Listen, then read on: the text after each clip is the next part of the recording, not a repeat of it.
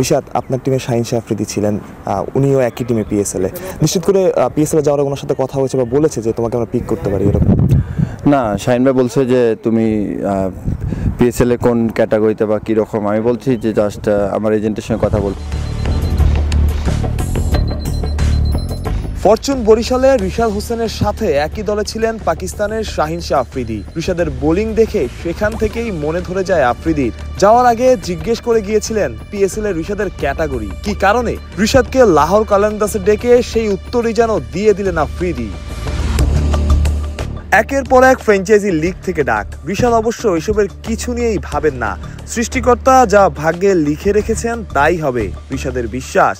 সবসময় একটা কথা বলেন যে আপনি কোনো কিছু আশা করেন না, সৃষ্টিকর্তা আপনাকে যা দেন তাতে আপনি সন্তুষ্ট থাকেন। ওই সৃষ্টিকর্তার প্রতি বিশ্বাসটাই কি আপনার এই সাফল্যের রহস্য কিনা? হ্যাঁ, হইতে পারে।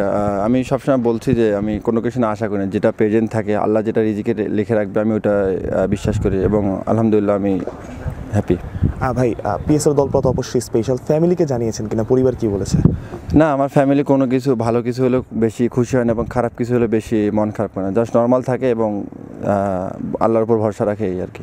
এবার বিপিএল এ ম্যাচ খেলা শুরু করেছেন, আসলে লক্ষ্যটা কি থাকবে এবার? বিপিএল নিশ্চয়ই করে চ্যাম্পিয়ন হওয়া, এবং ব্যক্তিগত আপনার লক্ষ্যটা কি থাকবে? ব্যক্তিগত লক্ষ্য বলতে ভাই চ্যাম্পিয়ন হওয়া। ব্যক্তিগত চ্যাম্পিয়ন হলে সব কিছু ঠিক থাকবে ইনশাল্লাহ। পিএসএল এ দল পাওয়ায় রিশাদকে অভিনন্দন জানিয়েছেন তামিম। একই দল বরিশালেই দুজন, যা প্রয়োজন রিশাদকে তা দিয়েই সাহায্য করছেন ক্যাপ্টেন। অ্যাজ এ সিনিয়র বড় ভাই হিসাবে অনেক মেন্টালি সাপোর্ট করতেছে এবং অনেক সাহস দিচ্ছে, তো এই দিক থেকে অনেক ভালো লাগতেছে আর কি।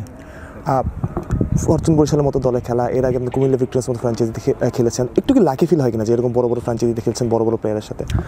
না, অবশ্যই এটা আল্লাহর একটা রহমত হতে পারে। তো সব কিছু মিলে আলহামদুলিল্লাহ যে ভালো ভালো ফ্র্যাঞ্চাইজি খেলতে গেলে অনেক এক্সপিরিয়েন্স সিনিয়র প্লেয়ার থাকে, তো অনেক কিছু থট গেদার করা যায়, তো আলহামদুলিল্লাহ।